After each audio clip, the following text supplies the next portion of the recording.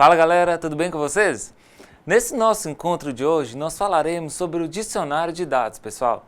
O propósito aqui é entender a importância desse dicionário de dados, tanto na criação como na manutenção de um banco de dados, e tornar você capaz de elaborar dicionários de dados para modelos de dados aplicados a situações reais, situações do dia a dia. Mas para isso, nós vamos precisar muito da sua colaboração e dedicação. Vamos lá? Muito bem, pessoal. Então, vamos dar prosseguimento aos nossos estudos.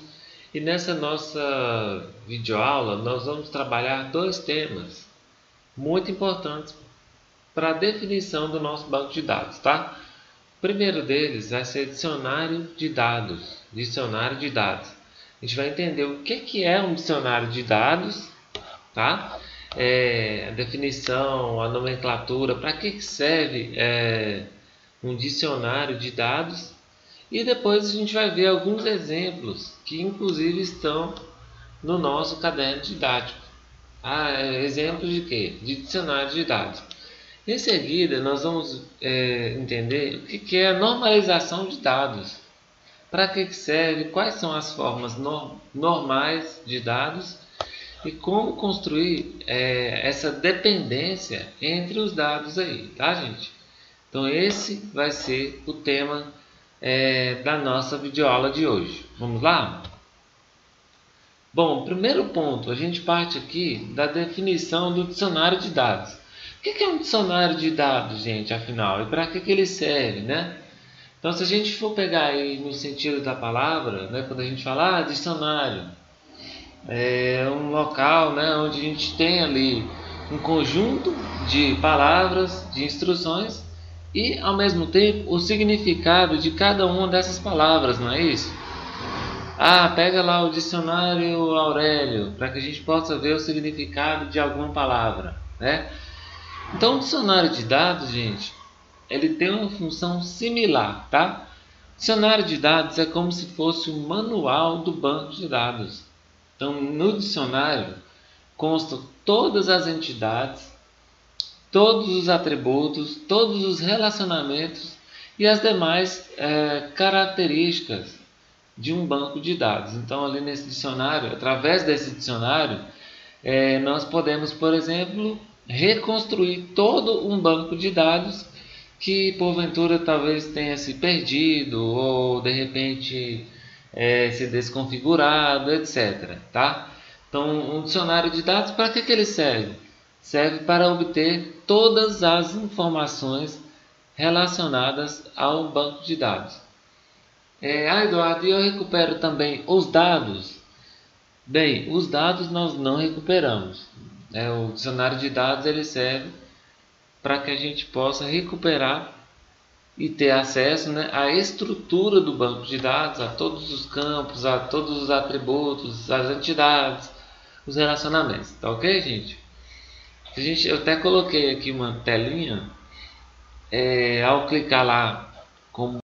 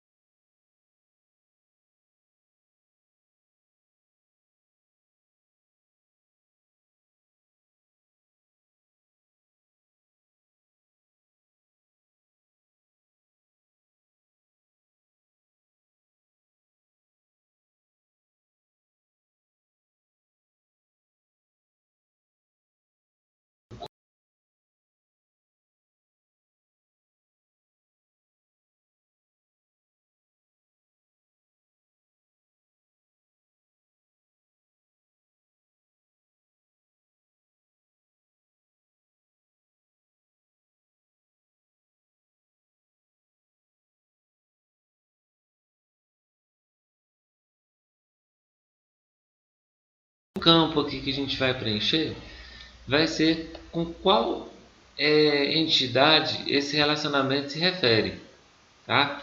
Então aqui vai ser o nome abreviado da entidade a qual existe um relacionamento.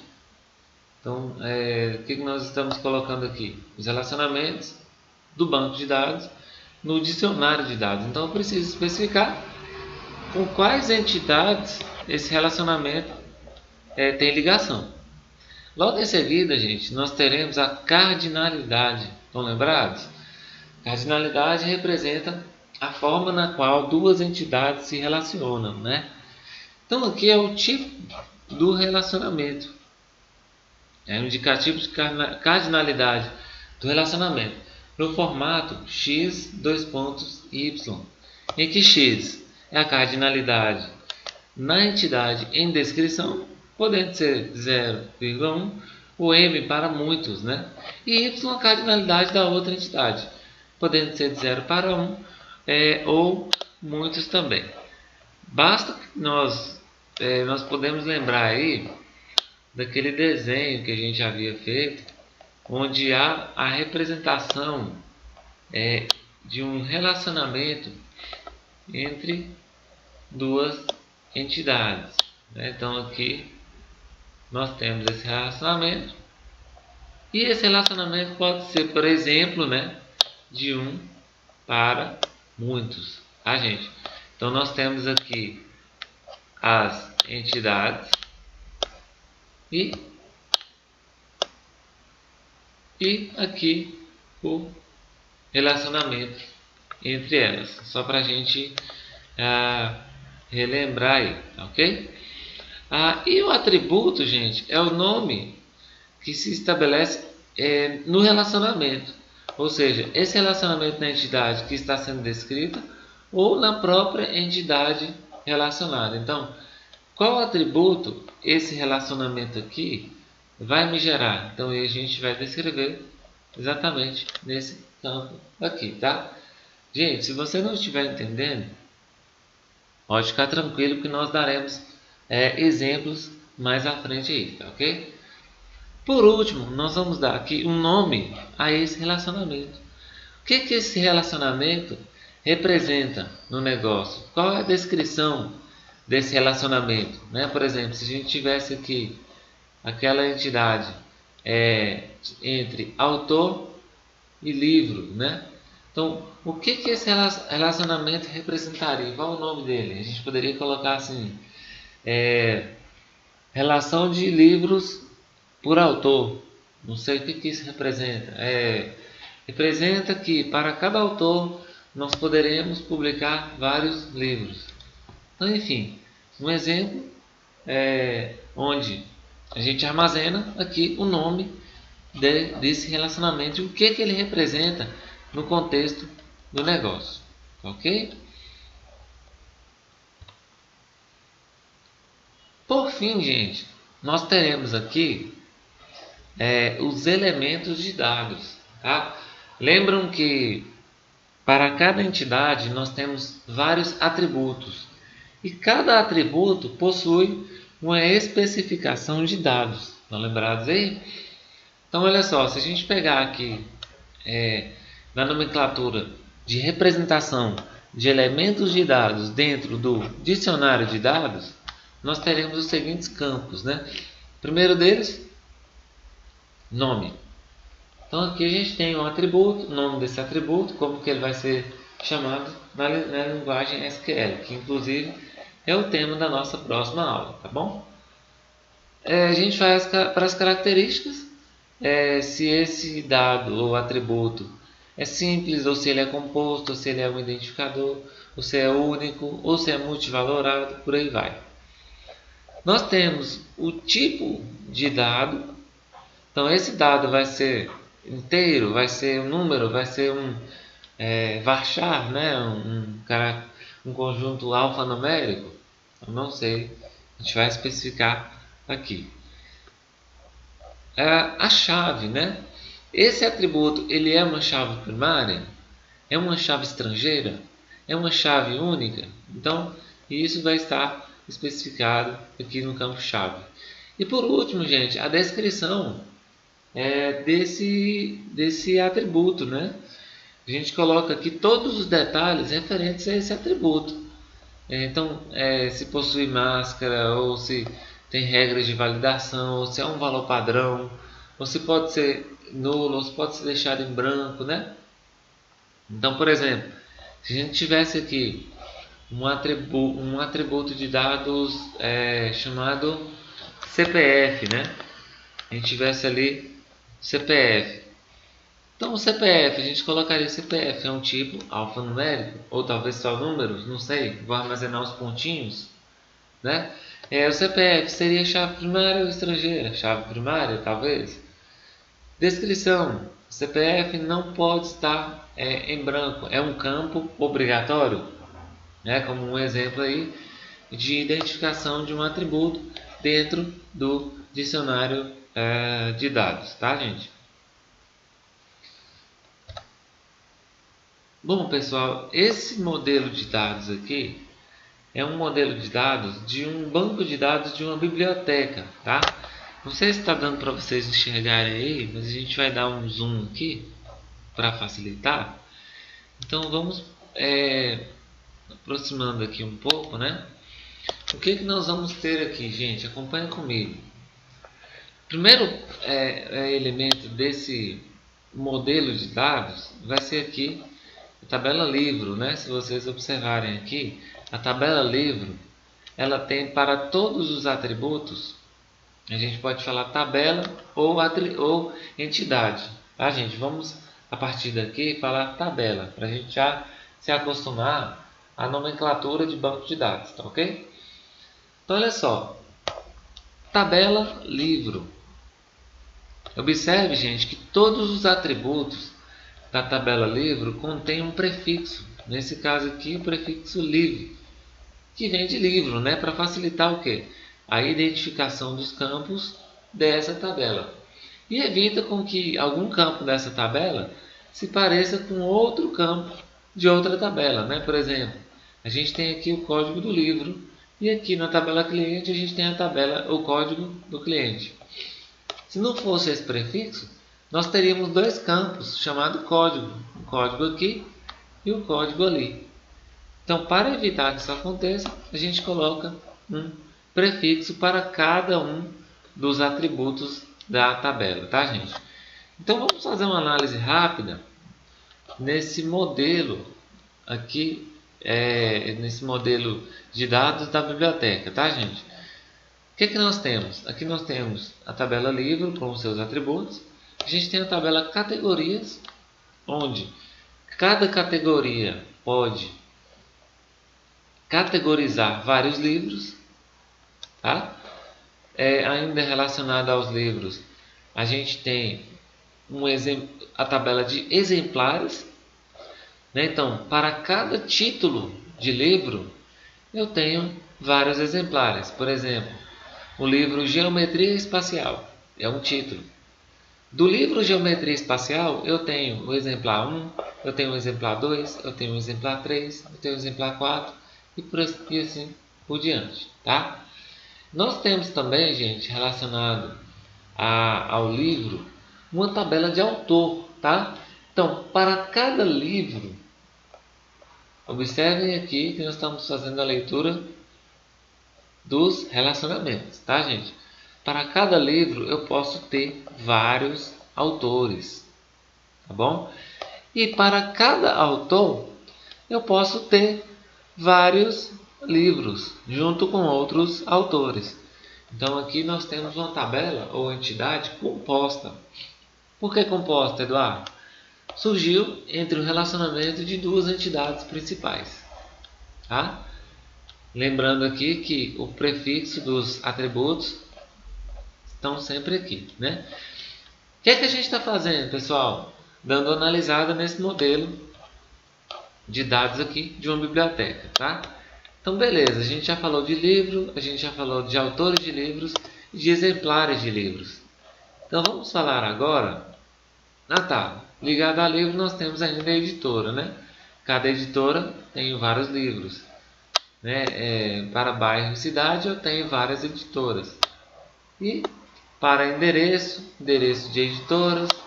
A gente tem aqui também endereço de funcionário, né? E endereço de cliente. Nós temos aqui também relacionados aos livros a tabela de reserva. Para cada livro, várias reservas, porque eu não reservo, na verdade não é o exemplar, né, gente? Eu reservo, na verdade, é o título, não importa se é o exemplar 1, ou 2, ou 3, ou 4, ou 5, o que importa é o título, tá? Eu vou reservar o livro Banco de Dados. Eu não quero saber qual exemplar que eu vou levar para casa, eu vou reservar o título. E aí, assim que tiver um exemplar disponível, eu vou levar para casa, tá? Bom, para fechar essa análise rápida que a gente tem ligado aos exemplares, a tabela de empréstimos, onde para cada empréstimo eu posso associar vários exemplares, né? E cada exemplar pode ser emprestado várias vezes, tá? É a tabela exemplar empréstimo, tabela aí da biblioteca. E aqui os dados de funcionário, tá? Com os prefixos aqui dos atributos, aqui o cargo, e cada funcionário poderá fazer vários empréstimos. Tá ok, gente? Tranquilo. Bom, gente, então essa foi uma análise de um modelo de dados, de um banco de dados de uma biblioteca, tá? O que nós vamos fazer agora? Nós vamos pegar como exemplo, nós vamos pegar esse modelo de dados aqui e tentar construir o dicionário de dados desse modelo de dados. Ou seja, caso venhamos a ter a necessidade de reconstruir esse modelo, o dicionário de dados deverá ser tal que nos forneça todas as informações para reconstruir esse modelo de dados, esse banco de dados, tá bom? Então observem aqui, gente, o primeiro exemplo aqui, nós temos o dicionário de dados da tabela autor, ali, a tabela autor, tá? Se nós voltarmos ali no modelo de dados, quem é a tabela autor, gente? Olha ali, ó. Vocês estão vendo aqui? Essa é a tabela autor. Então vamos voltar lá no dicionário de dados. Então olha só. Primeiro, o dicionário de dados relacionado à entidade, né? Tá aqui. Entidade, TB autor. Nome da entidade, a sigla, AUT. Poderia ser uma outra, mas aqui definimos por AUT. Descrição. Refere-se aos dados dos autores das obras cadastradas. Pronto. Cataloguei a entidade no dicionário de dados desse banco de dados da biblioteca, tá? Em seguida, a gente vai documentar os relacionamentos que existem nessa entidade.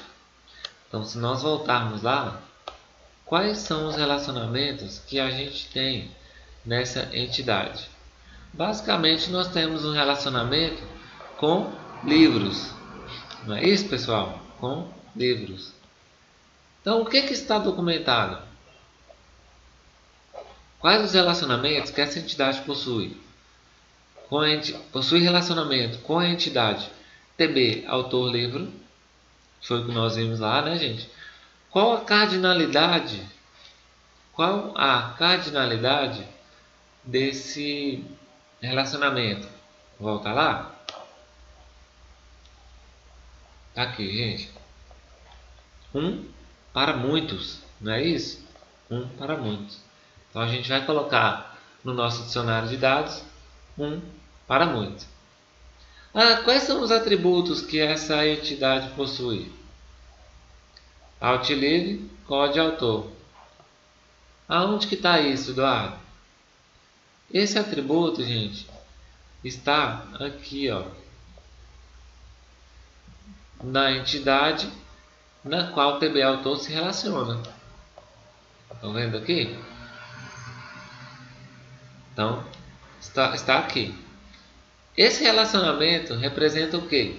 Representa o código do autor para indicar que o autor está associado a um livro. Então, vocês conseguem perceber que esse relacionamento ele foi descrito tal qual que a gente possa entender que é um relacionamento com essa entidade e que esse relacionamento serve para isso aqui, para um determinado significado? Então esse é o propósito, né, gente, do dicionário de dados. E por fim, quais são os elementos de dados que fazem parte dessa entidade, dessa TB autor? Vamos voltar lá? Aqui, ó, TB autor. A gente tem código e a gente tem nome, né?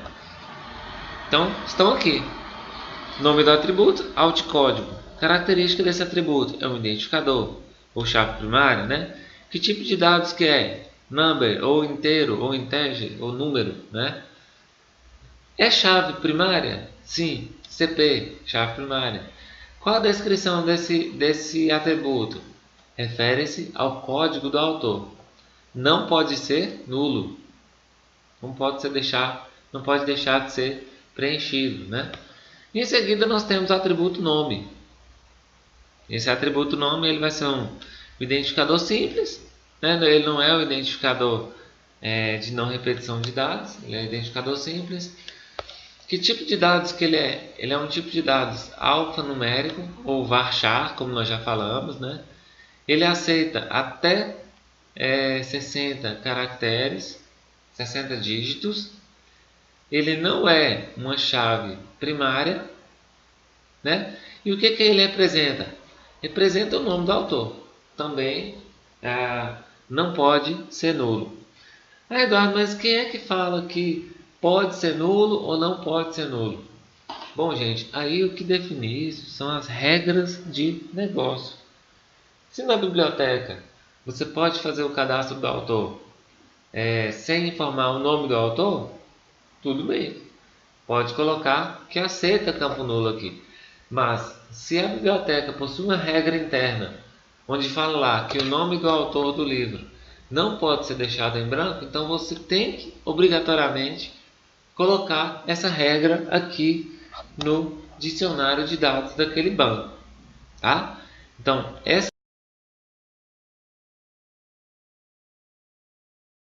o modelo de negócios na qual o seu banco de dados se refere. Tá bom? Tranquilo, pessoal? Gente, não se esqueçam. Qualquer dúvida, postem no fórum Tira Dúvidas, participem na plataforma. Não deixe de colocar a sua dúvida lá para que a gente possa fazer um bom trabalho. Tá? Eu estarei lá à disposição de vocês. Bom, essa aqui, pessoal, já é a tabela empréstimos.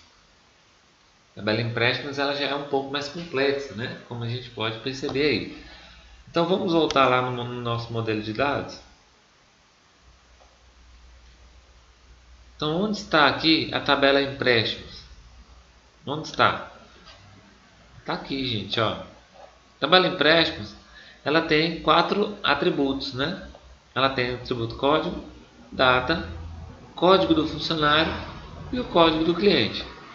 E ela se relaciona com a tabela funcionário e com a tabela exemplares por empréstimo. Duas tabelas. E também, obviamente, com a tabela cliente, né, gente? Que é essa aqui, ó. Então, nós temos aqui 3 relacionamentos que fazem parte da tabela empréstimo. Como ficaria, então, o dicionário de dados da tabela empréstimo? Primeiro, documentar a entidade, né, gente? Qual a entidade que nós estamos nos referindo? TB empréstimo. Sigla, EMP. E qual a descrição dessa entidade? Controlar os empréstimos, armazenar qual funcionário emprestou o livro e qual foi o cliente que tomou emprestado aquele livro. além da data da realização desse empréstimo, né? Ok, documentamos a entidade. Agora nós vamos documentar os relacionamentos que essa entidade possui. Então, como nós já havíamos falado, nós temos relacionamentos com as tabelas ou entidades funcionário, com a tabela cliente, escorregou ali o mouse, né, gente? Tabela funcionário, nós temos tabela cliente e nós temos tabela exemplar por empréstimo, tá, gente? Bom, com a tabela funcionário, nós temos uma cardinalidade, muitos funcionários para M para 1. E qual o atributo que rege esse relacionamento? O atributo CODFUNC, esse aqui, ó. Então, se nós voltarmos lá, qual relacionamento nós estamos falando, gente? Com a tabela funcionários. Vamos voltar lá. Ah, tá aqui.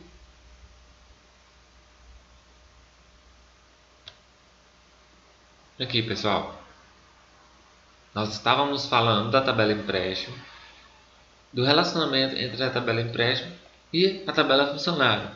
Observem aqui que um funcionário pode fazer vários empréstimos durante seu dia de trabalho, né? Então isso vai ficar expresso lá no dicionário de dados. Olha aqui, ó. Um funcionário pode fazer vários empréstimos. E o que significa esse relacionamento? Mantém o controle de qual funcionário efetuou o empréstimo. Ok. Então vamos para o próximo relacionamento, que é o relacionamento com o cliente. Nós podemos perceber aqui que um cliente pode fazer vários empréstimos. Então é uma cardinalidade, um para muitos. Qual o código que rege esse relacionamento? O código EMP código cliente. O atributo EMP código cliente. Onde está, Eduardo? O atributo EMP código cliente. Onde está? Aqui, gente, ó. EMP código cliente. Tá? Então nós estamos analisando o que? Empréstimo, tabela empréstimo e relacionamento com a tabela cliente, tá? Então, o que significa esse relacionamento entre a tabela empréstimo e cliente, gente? Significa que reserva que representa o código do cliente quando ele realiza o empréstimo, tá? Por fim, a tabela exemplar empréstimo, que a cardinalidade é 1 para M, e o atributo que rege esse relacionamento é o código empréstimo. Isso significa o quê? O código do empréstimo na tabela associativa mantém o controle de quais exemplares foram emprestados em determinado empréstimo. Então você tem um empréstimo número 420. Nesse empréstimo serão emprestados 3 livros: o livro código 1510, o livro código 2030 e o livro código 3099. Então aqui nesse relacionamento nós temos a relação de exemplares por empréstimo, tá? Por fim, pessoal, nós temos aqui os elementos de dados que compõem essa entidade aqui que nós estamos fazendo o dicionário de dados, tá? Então essa entidade ela tem o quê?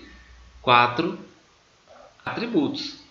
Por que 4 atributos, Eduardo? Porque está aqui no modelo de dados, ó.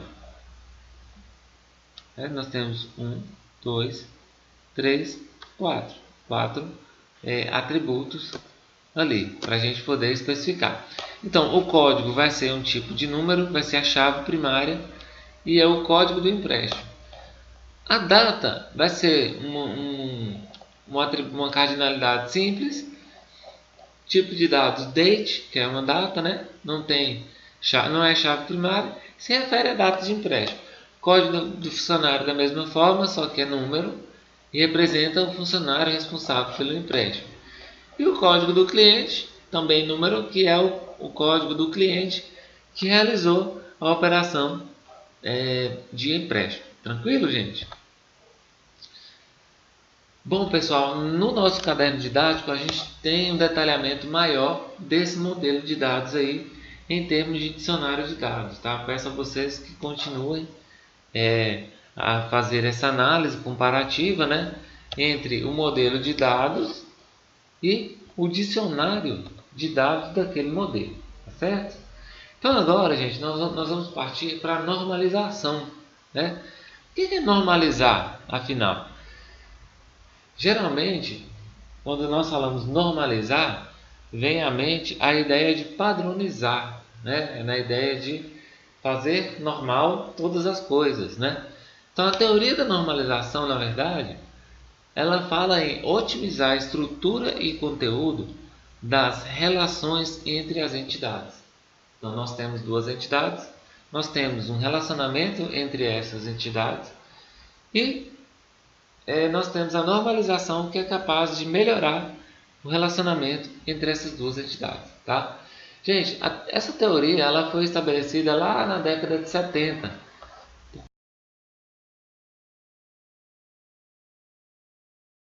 Banco de dados, tá? Então ele que propôs essa teoria porque ele percebia que os primeiros modelos de dados geralmente eles eram falhos, né? Eles poderiam ser melhorados. É aquela velha história, quando a gente está trabalhando em alguma coisa, um artista está fazendo uma escultura, sempre a primeira versão vai ser a pior de todas, né? Então vem a segunda versão melhorada, a terceira versão mais aprimorada ainda, né? Então essa é a ideia de normalização, tá, gente? Então como é que a gente faz? Primeiro, a gente faz a descrição de todos os atributos, de todos os relacionamentos do banco de dados, a fim de que a gente possa obter um conhecimento máximo daquele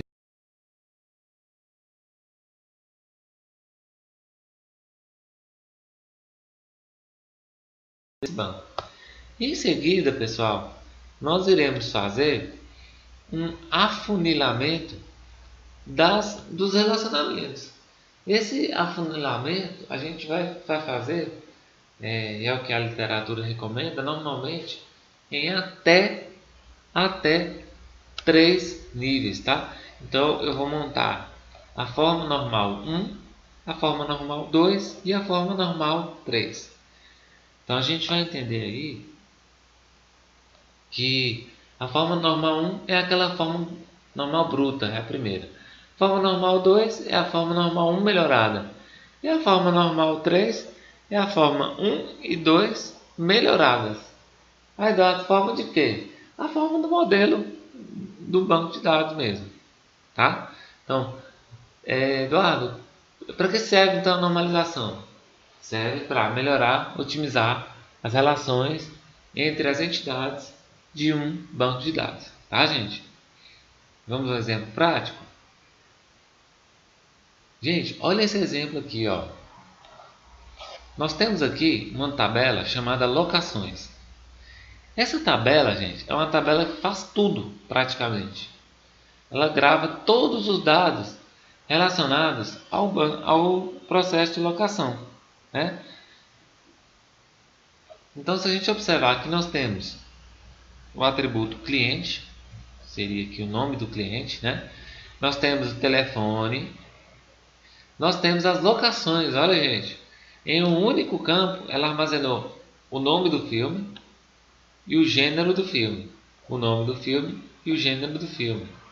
Aqui um código que eu não sei para que é, imagine só, não tem uma especificação aqui. Nós temos uma forma de pagamento, cartão, débito. E aqui nós temos o saldo desse cliente, tá? Então, no caso aqui o cliente Guilherme, cujo telefone é 1212-1212, ele fez uma locação e ele pegou 2 filmes. Ele pegou o Predador, que é gênero ficção, e pegou também o Alien, que também é ficção, né?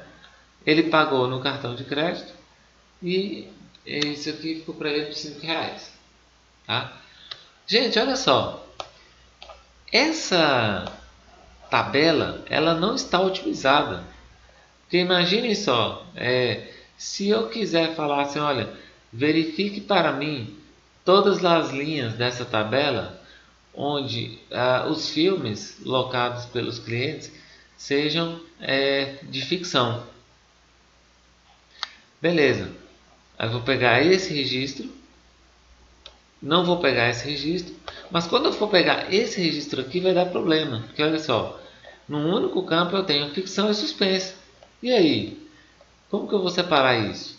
Então, essa tabela ela não está normalizada. Ela pode ser melhorada, ela pode ser normalizada, ela pode ser otimizada, tá? Então, um exemplo de primeira forma normal dessa tabela, gente, seria essa aqui, ó. Observem aqui que no lugar de termos em um único lugar, em um único só local, todos os dados do filme, o que a gente fez? A gente separou locações e categorias. Então agora eu tenho para cada filme uma linha na minha tabela, né? Então olha só, para cada filme eu tenho uma linha completa. Então agora aqui eu posso separar o título do filme da categoria. Opa, está começando a melhorar, né? Se eu quiser puxar todos os filmes de ficção aqui, ó, nós já temos total condição de fazer essa separação dos filmes, independente do cliente. Ok, gente?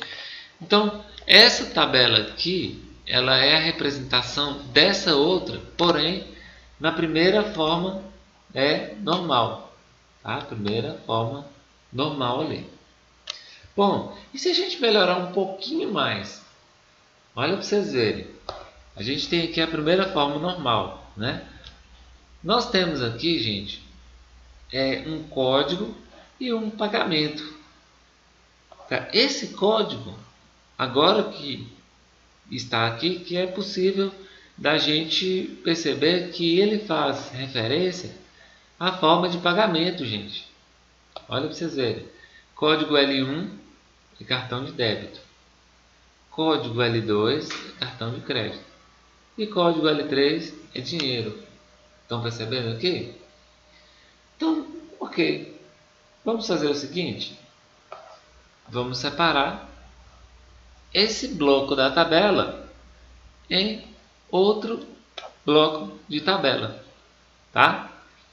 Então, olha só. Se eu tenho pagamento relacionado a esse código e o saldo relacionado ao cliente, então o que eu posso fazer, gente?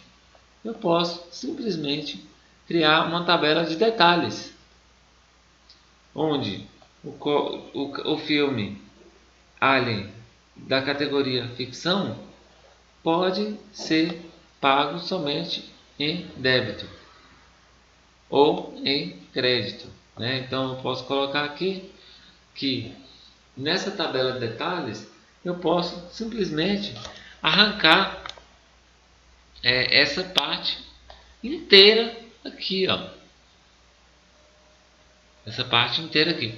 Ah, Eduardo, mas como é que eu vou saber? Então, se o cliente Fernando alugar o filme Alien da categoria ficção, sempre que Fernando alugar esse filme, ele vai pagar um valor fixo de R$10.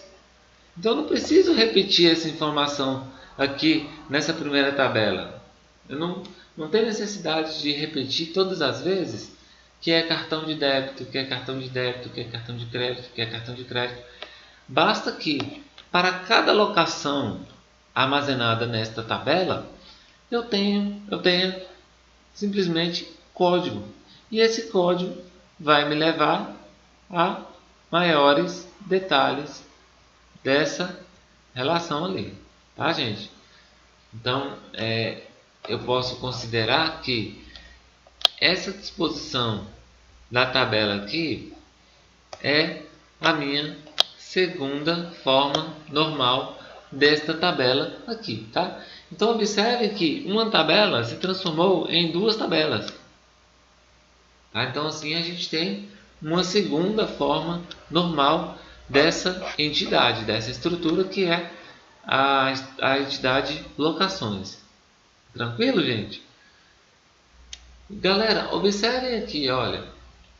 Eu tinha uma tabela, que era a primeira forma normal.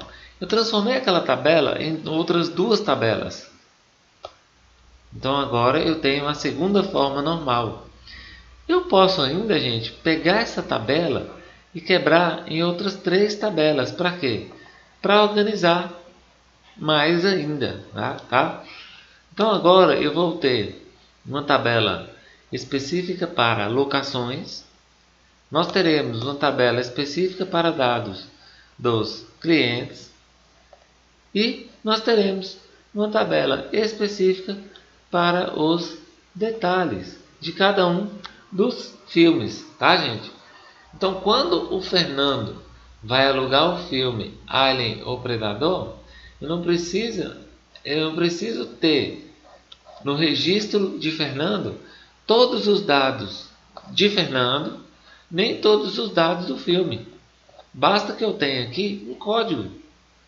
Esse código vai me levar a todas as outras informações que eu preciso para identificar quem é o cliente e qual filme aquele cliente está pegando naquele momento. Então, a partir desse momento, pessoal, nós temos aqui a terceira forma normal. Tá? A terceira forma normal. Então, nós construímos a partir de uma tabela onde eu tinha aqui eu tinha repetição de dados, né? Tinha em um único campo várias informações diferentes que não estavam categorizadas, né? Eu peguei essa tabela bruta, né? Essa tabela faz tudo, e transformei na primeira forma normal, quebrando esse campo em 2, tá? Para quê? Para organizar melhor cada uma das locações que são armazenadas aqui, tá?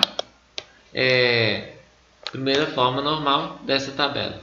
Peguei essa primeira forma normal, dei uma melhorada, né? Então, não é conveniente ficar repetindo aqui cartão débito, cartão débito, cartão crédito, cartão crédito, sendo que eu tenho aqui um código, né? Então eu vou pegar essa primeira forma normal, melhorar essa primeira forma normal. Como eu faço isso? Quebrando parte dos dados e armazenando esses dados que se repetem com frequência em uma outra tabela. Nesse caso aqui, nós quebramos e armazenamos numa tabela chamada tabela detalhes. Tá? Tabela detalhes. Então nós temos aqui a segunda forma normal desta primeira forma normal. Peguei a primeira forma normal, melhorei, criei a segunda forma normal. Por fim, gente, nós vamos pegar essa segunda forma normal aí, e melhorar ainda mais essa segunda forma normal. Então observe aqui que para cada locação eu tenho ainda repetição de dados, né? Aqui dados de cartão de crédito, de débito. Aqui os códigos estão se repetindo, né? Na categoria de filmes. Então o que eu faço? Pego aqui os dados do cliente que estão ainda dentro de locações e fragmento esta tabela em 2. A tabela de locações continua e a partir daqui surge a tabela de clientes. Para quê? Para evitar que eu fique exibindo os dados de cliente a todo instante. Então, não preciso mais repetir todos os dados do cliente. Só preciso repetir o código do cliente. E aqui nos detalhes, a gente tem os dados dos filmes sem que a gente tenha necessidade de ficar repetindo os dados desses filmes para cada uma das locações. Então eu peguei a segunda forma normal e fui para a terceira forma normal, tá, gente? Eduardo, eu posso otimizar mais ainda, melhorar mais ainda, criar a quarta forma normal e tudo mais? Bom, pode, gente. Só não sabemos se é conveniente, né? De repente, a segunda forma normal já está ok. Ou a terceira, ou talvez até mesmo a primeira forma normal? Tudo vai depender da necessidade na qual o banco de dados está inserido. Então, por exemplo, se você tem um sistema muito complexo, né, com muitos dados que vão se repetir, o ideal é você normalizar ao máximo. Agora, se você tem um sistema mais simples, com pouquíssimos detalhes, né, com poucas entidades e atributos, você não tem a necessidade de chegar até a terceira forma normal. Talvez você talvez você possa parar na primeira forma normal, tá bom? Vamos fazer um resumo rapidinho? Então, meus amigos, chegando ao fim deste capítulo, você deve ter percebido que a normalização de dados é uma ferramenta a mais que propicia você a criação de um modelo de dados conciso de forma bem facilitada. Lembre-se de que há aí necessidade de seguir as regras ao pé da letra, considerando que, caso não faça isso, seu modelo gerado ele poderá apresentar problemas, né, como duplicidade de dados, inconsistência, entre vários outros aí. E eu tenho certeza que você não quer gerar um banco de dados com problema, né? Então, fixe a ideia de que a primeira forma normal busca determinar todas as tabelas associativas que você terá na construção do seu banco, ok? A segunda forma normal busca manter a integridade do banco, mantendo inclusive o aspecto histórico necessário e sua dependência com as entidades que fazem parte desse banco aí. Por fim, a terceira forma, ela visa criar entidades que normalmente não dependem de ninguém, mas que se tornam dependentes de outras entidades, tá ok? Gosto de lembrar sempre, não se esqueça de postar todas as suas dúvidas lá no fórum, participar ativamente, ler o material e não deixe nenhuma dúvida passar. Estou aqui à sua disposição, tá ok? Tchau, tchau e até a próxima.